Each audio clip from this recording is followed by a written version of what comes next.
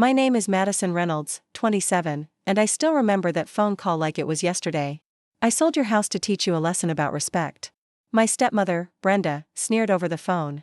The new owners move in next week. My hand didn't even tremble as I held the receiver. I smiled, remembering the secret meeting with my late father's lawyer. Good luck with that, I replied simply. She had absolutely no idea what was coming. Dad had made sure of that before cancer took him from us last year. Before I dive into this wild family drama, I'd love to know where you're watching from. Drop your location in the comments below. Hit that like button and subscribe to hear more stories about family justice that will leave you speechless. The house at the center of this story wasn't just any house. It was a stunning Victorian in Boston's historic Beacon Hill neighborhood. All red brick, black shutters, and ornate moldings that dated back to 1887. My grandparents had purchased it in the 1950s for what now seems like an unbelievable price, and they'd left it to my father, their only child. That house had been the backdrop for every significant memory of my childhood.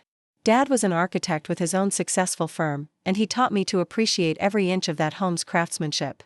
On Sunday mornings, while most kids were watching cartoons, Dad would walk me through different rooms, pointing out the hand-carved balusters on the staircase, the original heart pine floors, and the intricate plaster work on the ceilings.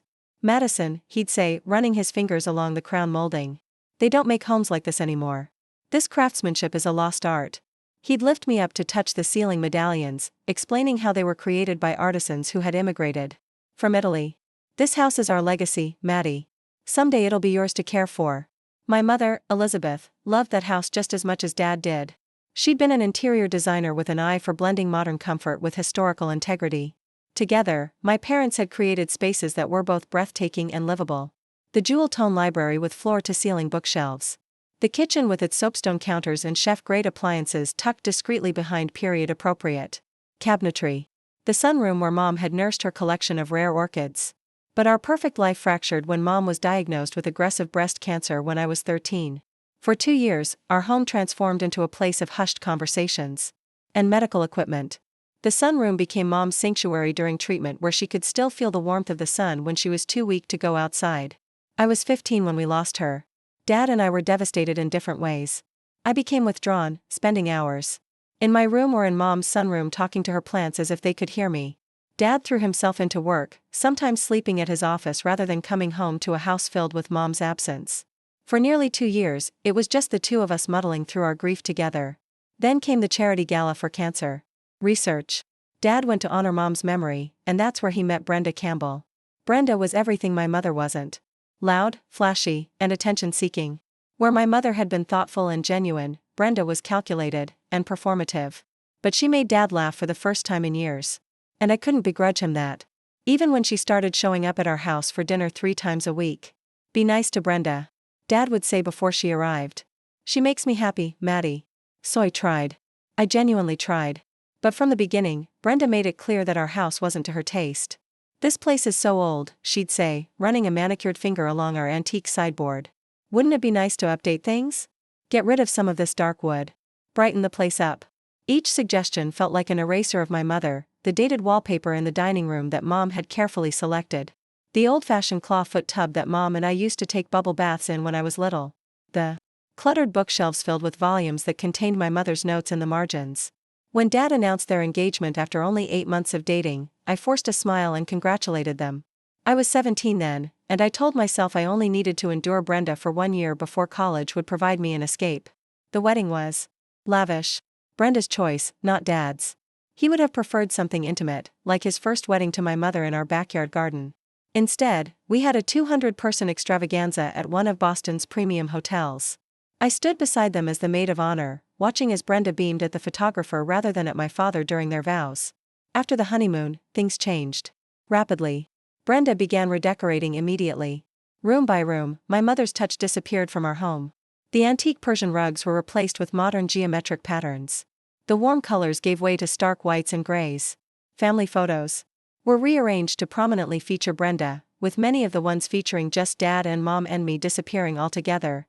Dad seemed oblivious at first. Or perhaps he was just grateful not to be alone anymore. When I tried to talk to him about it, he'd brush off my concerns. Your mother would want us to move forward, Maddie. He'd say, Brenda needs to feel like this is her home, too. But it went beyond redecorating.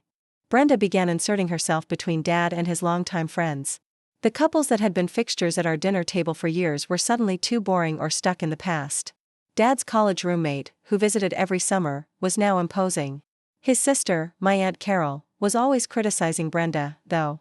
I'd never heard Aunt Carol say an unkind word about anyone. Gradually, our social circle shrank to Brenda's friends and colleagues.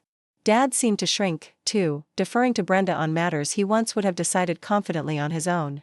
By the time I left for college at UCLA, as far from Boston as I could reasonably go, Dad was calling me less frequently, always when Brenda was out.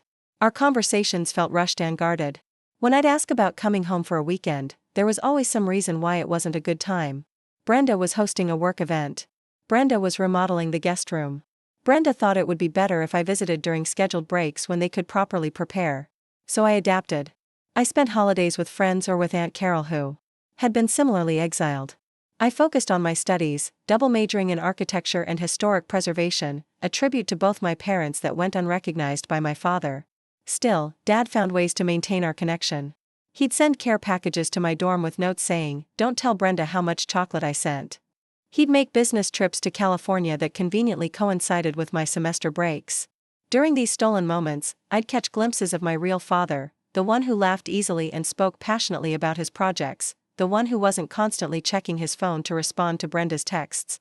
During my senior year of college, Dad surprised me flying out for a weekend alone. "Brenda thinks I'm at a conference in Chicago," he confessed as we walked along the Santa Monica Pier. "I needed to see you, Maddie, to talk to you without interference." That day, he asked detailed questions about my life, my studies, my goals after graduation. He seemed particularly interested in my thesis project on adaptive reuse of historic properties. "You have your mother's eye and my technical mind," he said proudly. "The perfect combination." Before he left, he hugged me tighter than usual. "I've made some mistakes, Madison," he said, using my full name as he always did when he was serious. "But I want you to know that you are the most important person in my life. Never doubt that." I didn't know then that he was saying goodbye in his way. I didn't know that he'd already received his diagnosis. The call came on a Tuesday morning during my first year working at a historic preservation firm in San Francisco. Aunt Carol's voice was tight with both grief and anger. "Your father's sick, Madison. It's cancer, pancreatic, and it's advanced. The doctors are giving him months, not years." The shock hit me physically, making my knees buckle as I sat heavily in my office chair. "How long has he known?" "At least 6 weeks from what I can gather. Brenda's been controlling who gets information and when. I only found out because I ran into James from your dad's firm. I was on a plane that afternoon. During the 5-hour flight, my mind raced through all the signs I might have missed. Dad had looked thinner when we video chatted last month. He'd seemed tired, but I'd attributed that to a big project he was finishing. He'd mentioned stomach pain, but blamed it on Brenda's experimental cooking face.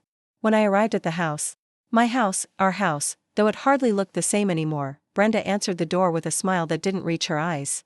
"Madison, what a surprise," she said, blocking the entrance slightly. "We weren't expecting you." "I came as soon as I heard about Dad," I said, refusing to play along with her charade. "Where is he?" "Your father is resting. The medication makes him very tired. Perhaps you should have called first." From behind her, I heard Dad's voice, weak but insistent. "Is that Maddie? Let her in." "Brenda." She stepped aside reluctantly, and I rushed past her to the downstairs study, which had been converted to a bedroom for Dad. The sight of him nearly broke me. The robust, energetic man who had taught me to ride a bike and build model bridges was now thin and jaundiced, his designer situation. I knew with absolute certainty that Brenda had kept this from me deliberately, likely hoping Dad would be too sick to see me by the time I found out. Over the next few weeks, I took a leave of absence from my job, and moved back into my old bedroom, which Brenda had thankfully not yet converted to the home gym she'd been planning. I coordinated with Dad's doctors, arranged for a home health nurse, and spent every possible moment with him. Brenda was visibly annoyed by my presence, but Doc couldn't object without seeming heartless. Instead, she found subtle ways to assert her control, rescheduling nurse visits without telling me, accidentally discarding the soft foods I prepared for Dad, insisting on accompanying him to appointments where she would speak over both of us. But she couldn't be there all the time.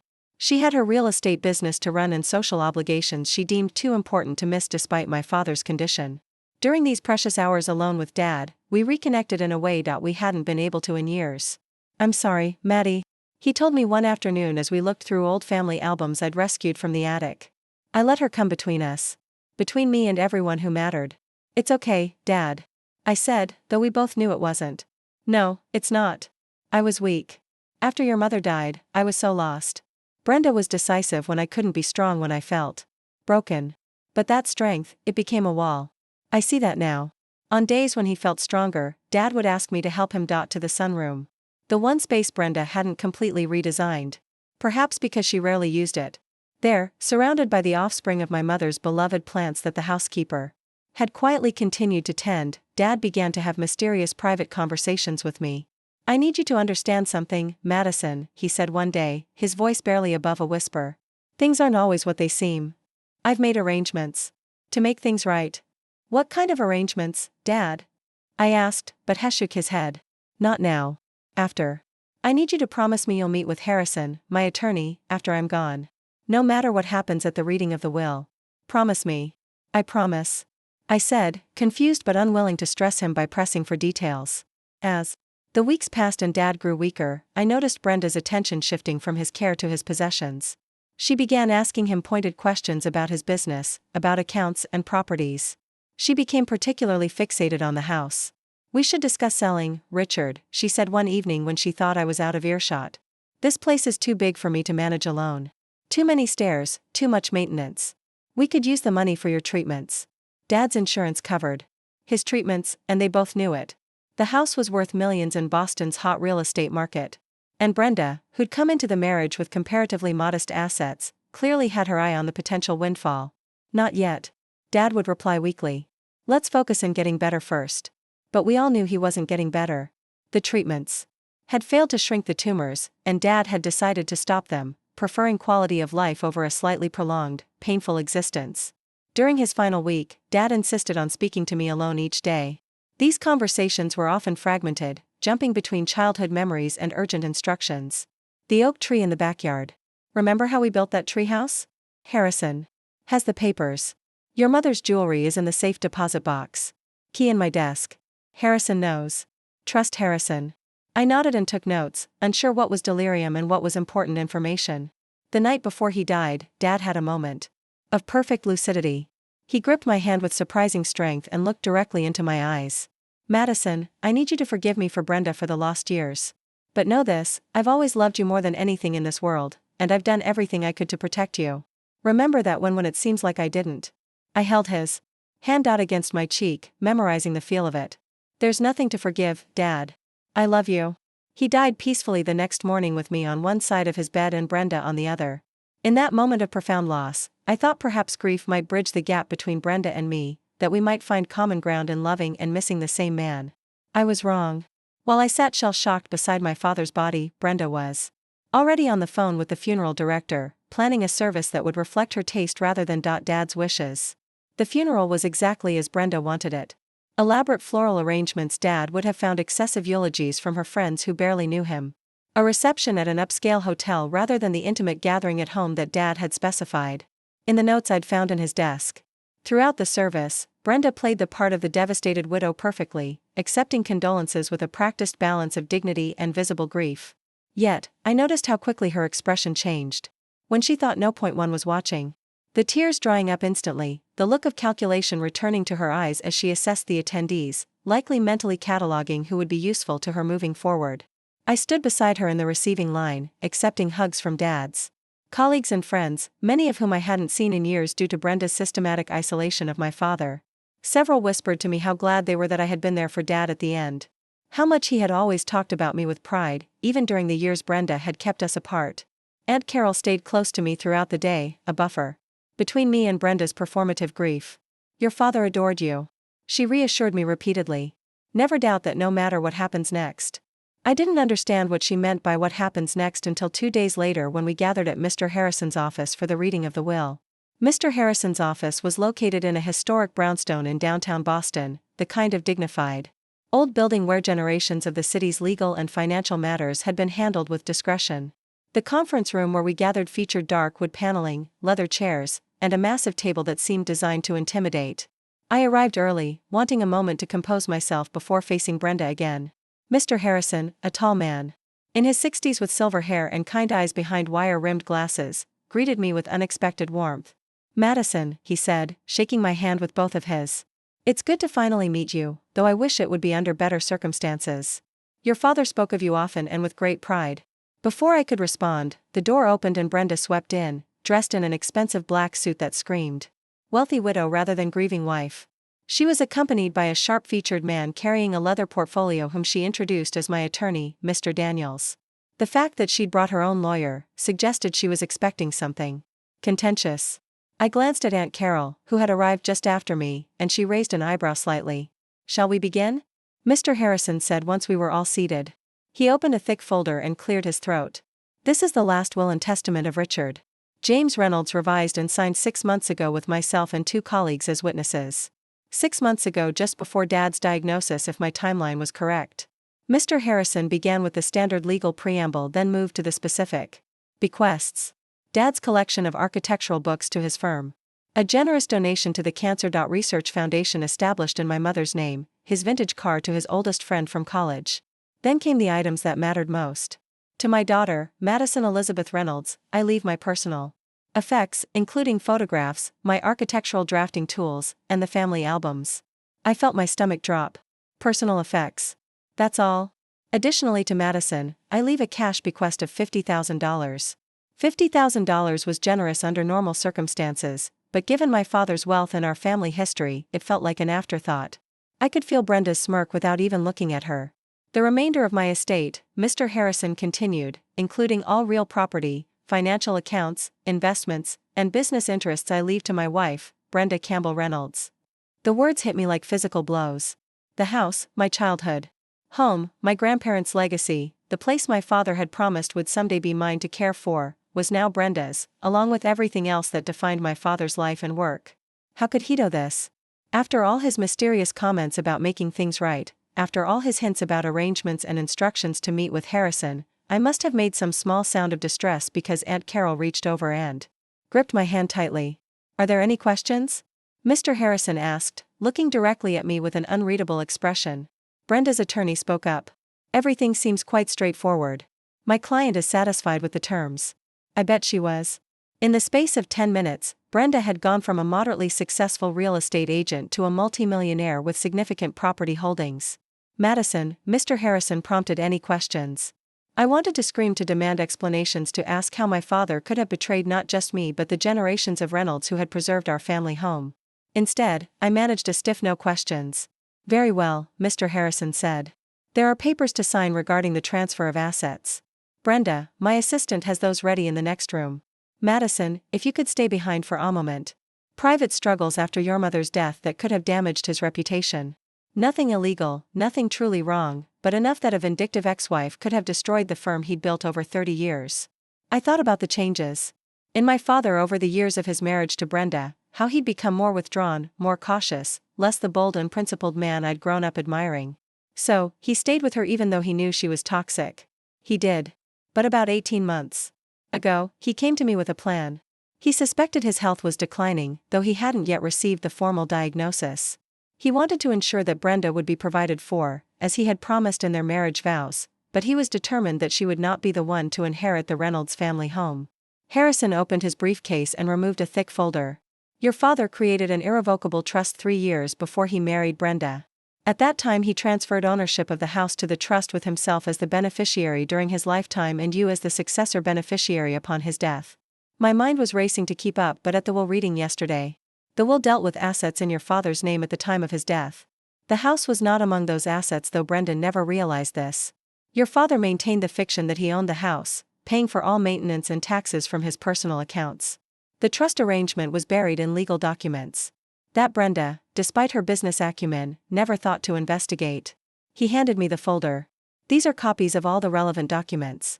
The house is yours, Madison. It has been, legally speaking, since the moment your father died. Brenda has been living there as an unwitting guest for the past week. I opened the folder with trembling hands. There it was in black and white, the Reynolds family trust with me named as trustee and beneficiary. Additional documents showed the transfer of the house to the trust dated 3 years before Dad and Brenda's wedding. But why the charade yesterday? Why let me believe even for a day that I'd lost everything? Harrison's expression turned grave. Your father knew Brenda would fight any direct bequest to you. He feared she might challenge the will, drag you through painful litigation, perhaps even damage the property out of spite if she knew she couldn't have it. He wanted her to reveal her true intentions, which she's done rather spectacularly by immediately putting the house on the market. He reached into his briefcase again and withdrew a sealed envelope. Your father left this for you as well. He asked that I give it to you only after explaining the trust arrangement. The envelope contained a letter written in my father's distinctive architect's handwriting. Precise block letters that had labeled so many blueprints over the years. My dearest Madison, if you're reading this, I'm gone. And Harrison has explained the trust arrangement to you. I hope you can forgive the deception. I couldn't bear the thought of Brenda destroying our family home or using it to manipulate you after I was gone. I realized too late the mistake I made in marrying her. By the time I understood who she truly was, I was trapped by circumstances I won't burden you with. But I would not allow my mistake to rob you of your birthright. The trust arrangement was created before Brenda came into my life, and I kept it hidden from her throughout our marriage. The Reynolds house is yours now, as it always should have been. I know I've disappointed you in many ways these past years. I let Brenda come between us when I should have fought harder to keep you close. Please know that not a day went by when I didn't think of you, miss you, and feel pride in the remarkable woman you've become. What you do with the house now is entirely your decision. Keep it, sell it, renovate it. The choice is yours. But I wanted you to be the one to decide its fate, not Brenda. There is one more thing. In the master bedroom, behind the reproduction of Monet's waterlilies that Brenda insisted on hanging. Ghastly thing. There is Asmal wall safe. The combination is your birthday. Inside you'll find your mother's jewelry, which I managed to hide before Brenda could modernize those, too, along with some family papers I thought you might want to preserve. I love you, Madison, more than you could ever know. I hope that in protecting this piece of our family history for you, I've begun to make amends for the years we lost. All my love, Dad. Tears streamed down my face as I finished reading. Mr. Harrison discreetly passed me a handkerchief. What happens now? I asked when I could speak again. Now, Harrison said with a small, satisfied smile. We wait for Brenda to attempt to sell property she doesn't own. I've already alerted the title company that will handle any closing. They're aware of the trust's existence, but have been instructed not to reveal anything until Brenda actually attempts to complete a sale. So, she's listing a house she doesn't own? I asked, beginning to understand the elegance of my father's plan. Exactly. She can show it, accept offers, even sign a purchase agreement. But when it comes time to transfer title, she'll discover she has no legal right to do so. The house is yours, Madison. It has been all along. I sat back, overwhelmed by this reversal of fortune. Dad knew her so well. Knew exactly what she would do. Your father was a brilliant man, Harrison agreed. And he loved you very much. This was his final gift to you. Not just the house itself, but the satisfaction of seeing justice done. As we finished our coffee, Harrison provided me with the names of several excellent real estate attorneys who could help me navigate the coming confrontation with Brenda. We agreed that I would continue staying with Aunt Carol for the time being, allowing Brenda to proceed with her plans to sell the house, blissfully unaware of what awaited her. One last thing, Harrison said as we prepared to leave. Your father wanted you to have this regardless of what you decide to do with the house. He handed me a small velvet box. Inside was a key on an antique silver keychain engraved with the letter R. The original key to the front door, Harrison explained. Your great-grandfather had it made when the family first purchased the house. Your father thought you should be the one to hold it now. I closed my hand around the key, feeling its weight and history. Whatever happened next, this small piece of metal represented a connection to my family that Brenda could never sever. The next 3 months required more patience than I knew I possessed. On Harrison's advice, I maintained a low profile, staying with Aunt Carol and focusing on my work, which I was able to do remotely thanks to an understanding boss. Meanwhile, I kept tabs on Brenda's activities through a network of family, friends, and neighbors who had never warmed to her. Mrs. Peterson, who had lived next door for 40 years, called me weekly with updates. She's thrown out all your father's clothes. Mrs. Peterson reported one week had a crew come and just cart everything away. Such a waste, those beautiful suits. Another time she's painting everything white. Everything. Even the mahogany paneling in the library. It's a crime against architecture. But the call I'd been waiting for came on a Tuesday afternoon in early spring. There's a for sale sign in the yard, Mrs. Peterson said, and a lockbox on the door. She's listing it with her own company. Asking price is $4.5 million. The house was worth at least that in Boston's market, especially given its history and location. But Brenda wouldn't see a penny of it. I thanked immediately called Harrison, who confirmed that the listing had appeared in the multiple listing service that morning. Now we wait, he said. Let her find a buyer. Let her get all the way to closing. Then we'll address the matter of actual ownership. I followed the listing online, watching as Brenda hosted an open house that drew dozens of potential buyers. The virtual tour showed rooms I barely recognized. Sterile white boxes stripped of character and history. She'd removed built-in bookcases, covered original fireplaces with drywall, and replaced the hand-carved new post on the main staircase with something sleek and modern. Each change felt like a personal assault. Exactly 2 weeks after listing, the status changed to pending, meaning Brenda had accepted an offer. According to Harrison's sources at the title company, the buyers were a tech executive and his wife relocating from Seattle, prepared to pay the full asking price in cash. That's when Brenda called me. I'd been expecting it. This final twist of the knife, this opportunity toglote. Madison, she said when I answered, her voice syrupy with false concern. I realized I never told you about the house. What about it? I asked, keeping my voice neutral. I've sold it, she announced triumphantly. I know how attached you were to that old place, but it was just too much house for one person. The new owners are a lovely couple. They're planning to gut the inside completely. Something about open concept and smart home technology. I gripped my phone tighter, but maintained my calm. I see. Of course, I did set aside a few of your old things from the attic, she continued, her voice dripping with condescension. Photo albums and such. Nothing valuable, but they might have sentimental worth to you. You can pick them up before closing next week. That's thoughtful of you, I managed. I thought so, she pined. Oh, and Madison, I wanted you to know I sold the house to teach you a lesson about respect. Maybe next time you'll think twice before trying to turn your father against me. My blood boiled at the accusation, as if I'd been the manipulative one. In this scenario, the new owners move in next week, she continued, clearly enjoying herself. So, if you want to say gee,